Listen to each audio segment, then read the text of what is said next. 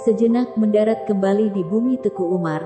Usai perjalanan dinasnya dari Jakarta, penjabat Bupati Aceh Barat Dr. Andes Mahdi Effendi langsung melakukan kunjungan ke lokasi banjir di Gampong Napai dan Blangcot Rubek, Kecamatan Woila Barat.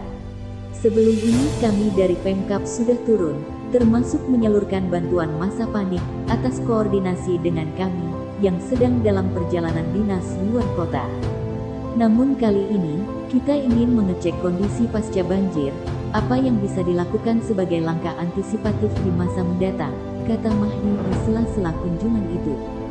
Dalam kunjungan tersebut, Bupati Mahdi menyempatkan diri, memantau bagian tebing sungai yang tergerus erosi, dan fasilitas umum lain yang terdampak banjir. Ini menjadi perhatian serius kita, agar musibah banjir tidak terus terulang setiap tahunnya.